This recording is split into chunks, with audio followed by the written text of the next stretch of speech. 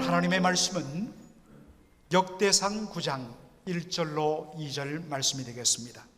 역대상 9장 1절로 2절 말씀입니다. 역대상 9장 1절로 2절 말씀, 우리 다 같이 한 목소리로 1절 2절 읽도록 하겠습니다. 온 이스라엘이 그 보게대로 계수되고 이스라엘 열왕기에 기록되니라. 유다가 범죄함을 인하여 바벨론으로 사로잡혀 갔더니 먼저 그 본성으로 돌아와서 그 기업에 거한 자는 이스라엘 제사장들과 레위 사람들과 너디님 사람들이라. 아멘. 오늘 저는 역대상 9장 1절로 2절을 본문으로 너디님 사람들처럼 이란 제목으로 말씀을 전하고자 합니다. 너디님 사람들, 아마도 여러분들 익숙하지 않은 이름일 것입니다. 저는 제가 설교를 준비하고 할 때마다 혹여 저도 기억력에 한계가 있기 때문에 이 본문에 관련돼서 전한 적은 없는가를 꼭 한 번씩 점검합니다. 본문은 아니지만은 제가 찾아봤더니 에스라 1장을 가지고 2018년 9월 9일에 말씀을 전하는 중에 너디님 사람에 대해서 제가 한번 언급한 적이 있더라고요. 그래도 여러분 벌써 몇 년이 지났고 여전히 우리에게는 익숙하지 않은 그러한 존재들이기 때문에 제가 이 부분에 대해서 깊이 있게 한번 말씀을 전하겠다는 감동이 일어났습니다. 우리 장로님께서 아까도 기도해 주셨지만 러시아가 우크라이나를 침공할 초기만 해도 모든 세계 언론은 3일 안에 72시간 안에 우크라이나가 함락될 줄로 생각을 했습니다. 왜냐하면 군사력이나 무기나 비교가 안 되었기 때문입니다. 모두 다 우크라이나의 대통령과 지도부가 다 해외로 망명 갈 줄 알았습니다. 그런데 막상 뚜껑을 열어보니까 완전히 달라졌습니다. 도망갈 줄 알았던 우크라이나 대통령은 군복을 입고 암살 위협에도 불구하고 수도 키이우를 떠나지 않고 그 수도를 지키면서 백성들을 독려했습니다. 물자도 숫자도 연약했던 우크라이나 군대, 정말 사기가 충전해갖고 숫자는 많았지만은 오합지졸 같은 러시아 군대를 능히 감당해서 밀어냈습니다. 그리고 인상적인 장면, 해외에 공부로 혹은 취업으로 유럽 전역에 흩어져 있던 수많은 우크라이나나 젊은 이들이 또한 연료한 분들까지도 자원 입대하기 위해서 그 폴란드 국경을 통과해서 기차로 버스로 자기 나라로 달려가는 모습, 정말 감동적이었습니다. 오늘 성경 본문에도 보면 드디어 예루살렘 귀환 명령이 떨어지고 겉으로 그리던 고국 땅으로 감에 있어서 가장 먼저 제일 먼저 달려간 사람들에 대해서 오늘 본문이 소개하고 있습니다. 그 사람 중에 한 부류가 너디님 사람들이었습니다. 자, 오늘 우선 본문 말씀을 한번 살필 필요가 있습니다. 역대상 9장 1절에 보면 온 이스라엘이 그 보게대로, 보게란 말은 지니알라지, 족보를 뜻합니다. 그 보게대로 계수되고 이스라엘 열왕기에 기록되니라. 유다가 범죄함을 인하여 바벨론으로 사로잡혀 갔더니 주전 BC 586년에 바벨론 군대에 의해서 예루살렘이 함락되며 남왕국 유다가 멸망당하고 여호와의 성전이 불타 무너지고 수십만의 백성들이 포로로 바벨론으로 끌려가는 일이 일어났습니다. 그러다가 바벨론이 무너지고 바벨론을 계승한 나라가 페르시아인데 페르시아의 왕이었던 고레스가 주전 538년에 칙령을 발표합니다. 포로로 끌려왔던 모든 유다 백성들은 고향으로 돌아가도 좋다. 그리고 가거든 여호와의 성전을 재건하라. 그렇게 허락명령을 내립니다. 그때 귀환했던 사람들이 에스라 1장, 에스라 2장에 보면 42,360명이라고 되어 있습니다. 수십만 명이 잡혀갔지만 오랜 시간이 지나면서 그곳에 많은 사람들이 정착해서 자리 잡으면서 그 가운데 마음이 감동되었던 42,360명이 예루살렘으로 고국 땅으로 돌아왔습니다. 그런데 그 돌아왔던 사람들을, 명단을 한 사람 한 사람 빠짐없이 42,360명을 다 쓸 수 없기 때문에 그 돌아온 사람들의 집안의 대표자들 중심으로 기록해 놓은 것이 역대상 2장부터 8장의 말씀입니다. 그런데 그 기록 방식이 뭐냐면 족보를 기록하는 방식, 보게대로 족보를 기록하는 방식대로 그렇게 기록되었다 하는 것입니다. 여러분들 이스라엘 사람들 족보를 중요시하는데 어떻게 족보를 기록합니까? 누구누구의 아들, 누구누구의 손자요, 누구누구의 정손자인 아무개. 이것이 이스라엘 백성들의 족보 기록 방식입니다. 그 족보 기록 방식대로 각 집안의 대표를 기록해 놓은 것이 역대상 2장부터 8장에 나오는데 바로 그것을 이야기하는 것입니다. 온 이스라엘이 그 보게대로 족보대로 계수되었다라는 것입니다. 자, 그런데 귀환한 사람들 중에서 가장 먼저 예루살렘으로 달려와 제일 먼저 자리 잡은 사람들이 누구냐? 2절입니다. 먼저 그 본성으로 돌아와서 그 기업에 거한 자는 이스라엘 제사장들과 레위 사람과 느다님 사람들이라. 여러분, 제사장이 어떤 직분인지 아시죠? 레위 지파가 어떤 직분인지 아시죠? 제사장을 도와서 성전에서 봉사를 하며 찬양대를 이끌며 그리고 성전을 지키는 일에 헌신했던 사람들이 레위 지파였습니다. 그런데 느다님 사람들, 원래 정확한 히브리 발음으로는 네타님, 느다님 사람들, 이들은 누구일까? 우리 입에 익숙지 않은 사람들입니다. 그런데 영어 성경을 보니까 어떻게 번역되어 있습니까? Temple servant. 나중에도 우리가 보겠지만 느디님이란 뜻은 주어졌다라는 뜻입니다. 그런데 이 사람들이 하는 일을 따라서 의역을 한 것이 Temple servant, 템플, 성전에서 모섬살이, 물 깃고 빨래하고 장작 패고 온갖 허드렛 일을 하는 그러한 모섬살이 하던 사람들이 누구냐? 느다님 사람들. 그래서 의역해서 템플 서번츠라 그렇게 번역을 했습니다. 제가 조금 전에도 말씀드렸던 대로 이 느다님이란 히브리 단어는 주어진 자들이란 뜻입니다. 이 말이 어디서 나왔느냐? 자, 에스라 8장 20절로 가보도록 하겠습니다. 또 느디님 사람이 누구냐? 곧 다윗과 방백들이 주어 레위 사람들에게 수종들을 위한 바로 그 느디님 사람. 느디님 사람이 누구라고요? 다윗 왕 때에 다윗이 성전에서 섬기는 봉사는 레위 사람들을 수종할 수 있도록, 그들을 섬길 수 있도록 레위 사람들에게 준 사람들이 누구냐? 느디님이 일어났다는 것입니다.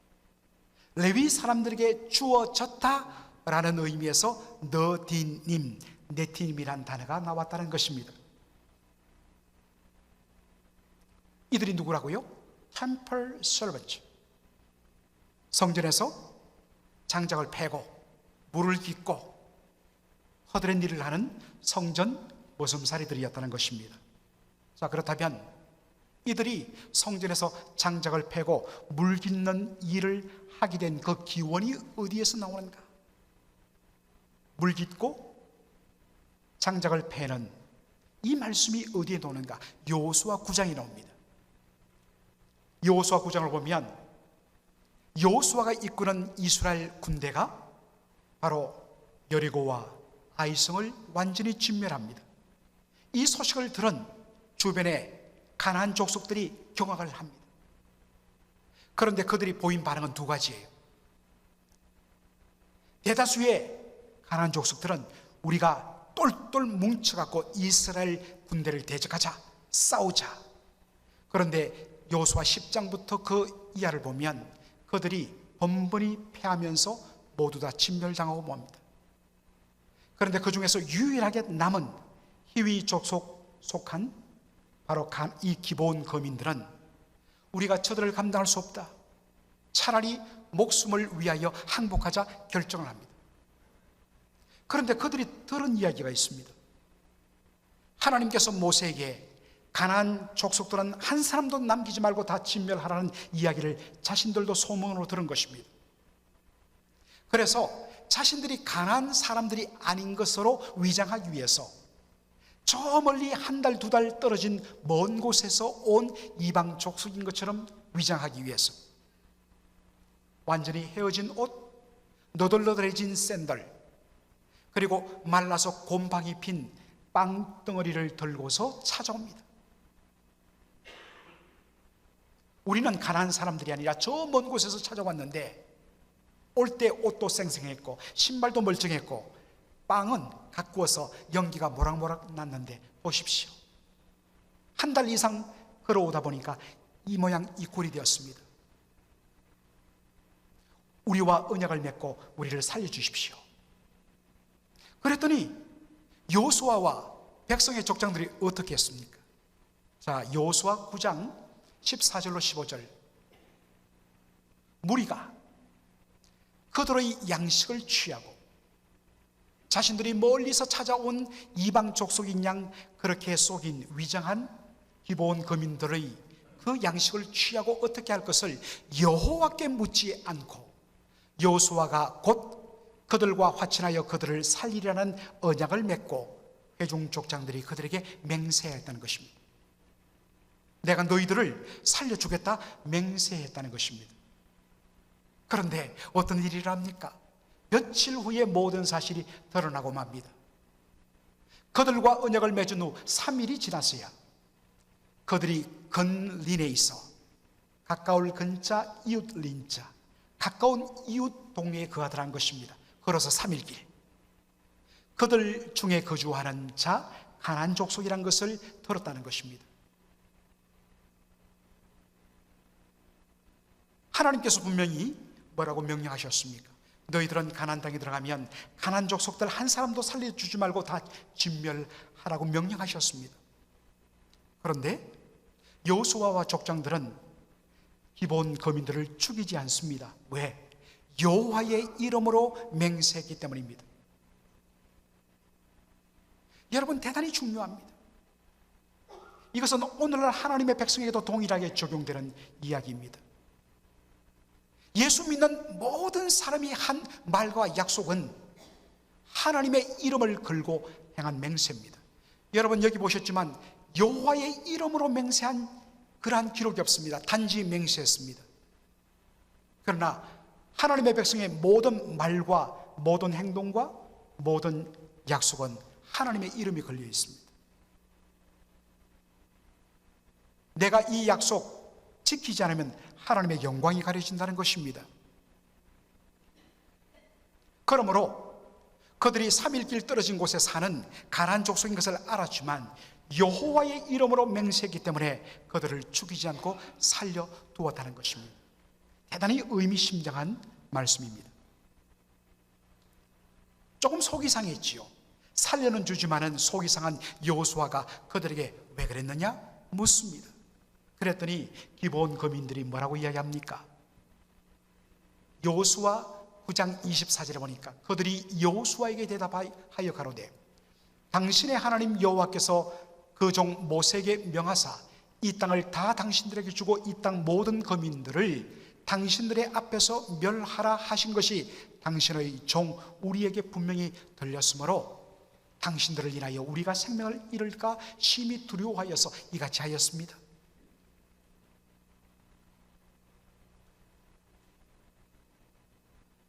여호수아가 약속한 대로 이들을 살려줍니다. 대신에 이들을 어디에서 일을 하게 하는가? 자, 여호수아 9장 23절. 그러므로 너희가 저주를 받나니 너희가 영영이 종이 되어서 다 내 하나님의 집 성전을 위하여 뭐하는 사람? 나무 패며 물 길른 자가 되리라. 성전에서 나무 패고 물 깃고 음식 만들고 설거지하고 더러워진 것들을 청소하고 빨리하고 치우는 템플 서번트, 성전의 종으로 살아라. 이에 대하여 기본 거민이 보인 반응이 무엇입니까? 25절 말씀 이렇게 이야기합니다. 보소서 이제 우리가 당신의 손에 있으니 당신의 의향에 좋고 옳은 대로 우리에게 행하소서 한지라. 우리는 당신의 손에 있습니다. 이제 더 이상 우리의 목숨, 우리의 존재는 우리의 것이 아닙니다. 당신의 손에 있습니다. 당신 것입니다. 그러므로 당신 보시기에 좋고 옳고 선한 것이라면 whatever, 무엇이든지 다 우리에게 하십시오. 우리가 따르겠습니다. 저는 이 여호수아 9장 25절이 어떤 의미에서는 오늘날 구원받은 우리 성도가 하나님께 드리는 고백되어야 된다고 그렇게 생각합니다. 하나님이여, 죽을 수밖에 없는 우리를 생명 주시고 용서하고 살려주셨습니다. 그러므로 이제 나의 생명은 내 것이 아닙니다. 나의 생명은 주님의 것입니다. 우리는 주님의 손 안에 들어있는 자들입니다.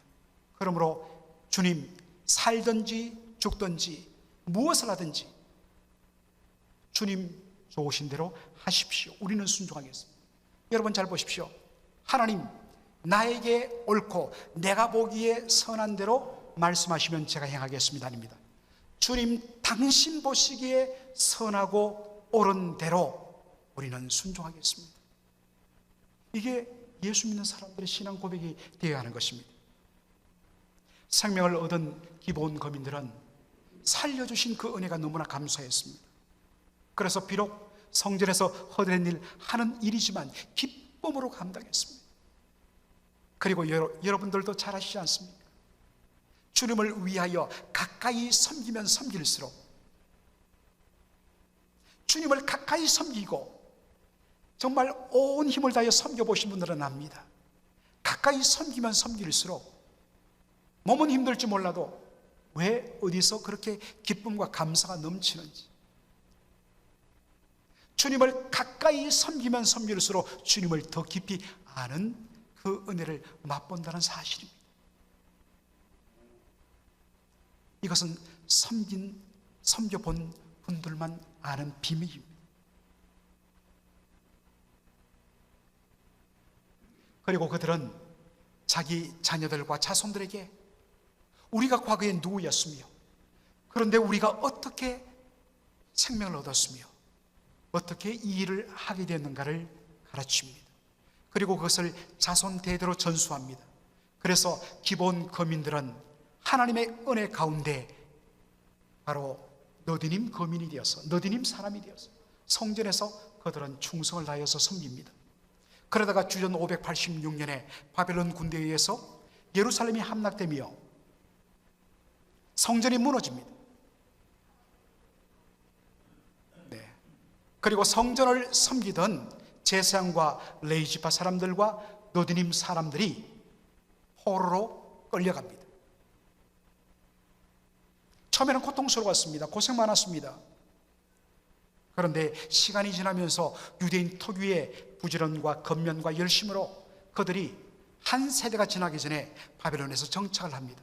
자리를 잡습니다.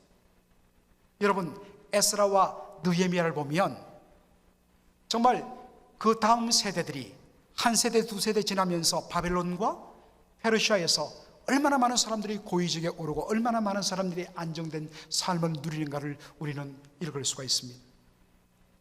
자, 그런데 주전 538년에 고레스 왕의 칙령이 떨어집니다. 예루살렘으로 돌아가도 좋다, 그리고 가서 여호와의 성전을 지어도 좋다는 허락이 떨어집니다. 다른 사람들은 몰라도 어떤 의미에서는 이 고레스 왕의 칙령이 제일 부담스러웠던 사람들은 너디님 사람들이었을 것입니다. 왜? 처음에는 고생했지만 이제 바벨론과 페르시아의 땅에서 정착해서 뿌리를 내리고 안정적인 삶을 누리고 있었습니다. 사명을 감당하기 위해서 이것을 내려놓아야 합니다.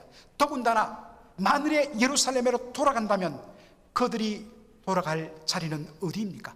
템플 서번트. 성전으로 돌아가서 물 깃고 나무 패고 불 떼고 밥 짓고 설거지하고 빨래하고 청소하는 템플 서번트로 돌아가야 됩니다. 그럼에도 불구하고 돌아왔던 42,360명 중에서 가장 먼저 예루살렘으로 달려가 자리를 잡았던 사람이 누구냐고? 제사장과 레위인과 너디님 사람들이었다는 사실입니다. 우선적으로 그들이 이러한 담대한 결단을 내릴 수 있었던 것은 바로 조상 대대로 물려받은 사명감 때문일 것입니다. 남들 보기에는 전혀 폼나지 않습니다. 성전에서 제사장은 정말 화려한 옷을 입고 그렇게 예배를 인도하고, 레위인들은 아름다운 목소리로 제사장복을 입고 찬양을 올리는 반면에 너디님 사람들은 보이지 않는 곳에서 온갖 허드렛 일을 합니다. 그러나 이들이 섬김이 없으면 성전이 돌아가지 않습니다. 남들 보기에는 하찮은 일이지만 하나님 보시기에는 너무 귀한 일인 거예요. 제가 얼마 전에도 소개해드렸던 리폼드 세미나리 미시시피 잭슨에 있는 리폼드 세미나리 캠퍼스의 구약 교수였던 랄프 데일 데이비스 교수가 그의 책에 이런 기록을 했는데 제가 참 은혜를 받았습니다. You are not called to great works, but to good works. 당신은 위대한 일을 위하여 부름받은 것이 아니라 선한 일을 위하여 부름받았다. 그 부름의 콜링의 주체가 누구냐? 하나님이십니다. 그렇다면 주어를 하나님으로 놓으면 하나님은 당신들을 위대한 일을 위하여 부르신 것이 아니라 선한 일을 위하여 부르셨다라는 말입니다. 여러분, 내가 주를 위하여 위대한 일을 합니다. 사람들 보기에는 great works가 될 수 있습니다. 그러나 위대하신 하나님, great God, 위대하신 하나님 앞에서 우리 인생이 위대하다고 한 그 일이 과연 위대하겠습니까? 위대하신 하나님 앞에서 우리가 사람들 보기에는 위대하다고 대단하다고 스스로 자부하지만 하나님 보시기에는 한 점에 불과하지 않아요. 하나님은 우리에게 위대한 일을 하라고 부르신 것 아닙니다. 하나님이 우리 한 사람 한 사람을 구원하시고 하나님 백성 삼으시고 우리를 부르신 것은 선한 일을 하도록 부르신 것입니다. 이것이 에베소서 2장 10절에 나오는 말씀이죠. 예수님께서 어느 날 제자들에게 질문하셨어요. 얘들아, 너희들 아까 서로 심각하게 이야기를 하던데 길에서 했던 이야기가 뭐냐? 아시고도 물으신 거예요. 그들이 무슨 이야기를 했습니까? 마가복음 9장 34절에 저희가 잠잠하니, 솔직히 자기들도 생각해도 부끄럽거든요. 왜 그들이 예수님의 질문 앞에 잠잠했냐면, 이는 왜냐하면 노중에서 그들이 길을 걸어가다가 서로 누가 크냐라고 쟁론하였습니다. 이제 곧 예수님께서 예루살렘에 올라가시면 왕위에 오르실 텐데 누가 예수님 옆에서 더 큰 자리를 차지할 것인가? 그럴 때 예수님이 이렇게 말씀하십니다. 예수께서 앉아서 12제자를 불러서 이러시되 아무든지 첫자가 되고자 하면 무사람의 끝이 되며 무사람을 섬기는 자가 되어야 하리라. 여러분, 진짜 하나님 나라의 백성 된 자, 내가 어떻게 하나님 나라에 들어오게 되느냐, 하나님 백성 되느냐, 나를 하나님 나라에 들어오게 하기 위하여서 그 나라의 왕이신 예수님이 당신의 보좌를 내려놓고 이 땅에 오사 십자가에서 우리를 위하여 대속제물로 자기를 온전히 내어주시며 섬김의 결과로 내가 이 자리에 설 수 없는 내가 하나님 나라에 들어오게 되었다. 그 은혜의 감격을 아는 자는 누가 더 높으냐 경쟁하지 않습니다. 오히려 나는 가장 마지막이요, 나는 다른 사람들을 섬기는 자에 불과합니다 라고 고백합니다. 하나님 나라의 은혜의 감격을 아는 자는 이렇게 말할 수밖에 없습니다. 사랑하는 성도 여러분, 구원의 감격이 넘치고 하나님의 은혜가 나를 지배하면 더 이상 우리 앞에 큰 일, 작은 일의 구분이 사라집니다. 큰 일, 작은 일의 구분이 사라집니다. 오히려 남들이 꺼리는 일을 자원합니다.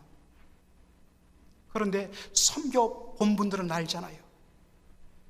그런데도 섬기는 자의 마음속에 세상의 어떠한 것으로도 줄 수 없는 기쁨과 감격이 넘쳐요. 여러분, 그런 기쁨과 감격이 있으십니까? 분명히 전에 있었을 겁니다. 그런데 어느 순간에 그 감격이 식어지면서 어느 순간에 내가 더 크다, 내가 더 높다 라는 그러한 부분으로 우리가 서서히 지금 물들어가고 있지 않는지를 발견해야 합니다. 이유는 어디 있느냐? 구원의 은혜와 감격이 식어졌기 때문입니다. 구원받지 않아서가 아니라 구원받고 첫사랑의 감격에 뜨거웠던 그 첫사랑의 감격이 식어졌기 때문입니다. 그러므로 우리가 아까 불렀던 것처럼 내 주의 은혜의 강가로 가서 그 은혜의 강물에 내 자신을 완전히 잠겨야 합니다. 우리를 위하여 하늘 보좌를 버리시고 이 땅에 오셔서 우리를 위하여 자신을 대속물로 내어주시기까지 섬기신 예수 그리스도, 그분의 십자가를 바라보며 주님, 제가 그 십자가 지겠습니다. 그리고 주님을 따라 섬길 때에 내 안에 예수의 심정이 들어오고 내 안에 하나님 나라의 그 기쁨과 감격이 가득 차, 이거는 세상 그 누구도 돈으로 살 수 없는 그러한 은혜를 맛보게 되는 것입니다. 이것이 예수 믿는 사람들의 위대함입니다. 예수 믿는 사람들의 기쁨입니다. 너무나도 고맙게 어떤 TV 프로그램 제목처럼 우리 아이가 달라졌어요 라는 프로그램이 있었는데, 여러분, 우리 성도들이 요즘 이구동성하는 말이 목사님, 우리 교회가 달라졌어요. 아멘? 달라졌어요. 공기가 달라졌어요.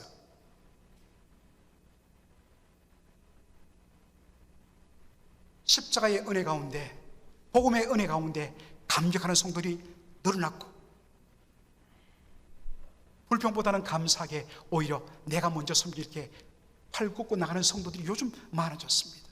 더 많아지기를 원합니다. 더 이런 감격과 고백이 넘쳐서 정말 예수 믿는 기쁨, 복음의 감격, 너다님 사람들의 그 기쁨과 감격이 온 교회에 충만하기를 주의 이름으로 축원합니다. 아멘. 기도하겠습니다. 아버지 하나님, 은혜와 사랑을 감사드립니다. 참으로 이 복된 주일, 아버지 하나님으로부터 생명의 말씀을 받게 하여 주신 것 감사합니다. 예루살렘으로 돌아가면 다시 남들 보기에 폼 나지 않는 허드렛 일이라 하는 그 템플 서번처로 돌아가야 함에도 불구하고 너드님의 사명을 받았던 그 사람들이 가장 먼저 달려가서 자리를 잡고서 사람들을 기다렸던 모습들, 오 주님, 십자가의 은혜 가운데 나 같은 죄인이 생명 얻고 나 같은 죄인이 하나님 나라 백성 되었다는 이 복음의 감격을 가진 우리 사랑하는 성도들, 이제 한 분, 두 분 하나님 헤아릴 수 없는 많은 사람들이 내가 하겠습니다, 내가 섬기겠습니다 하고 나서는 아름다운 모습을 주여 보게 하여 주신 것 감사합니다.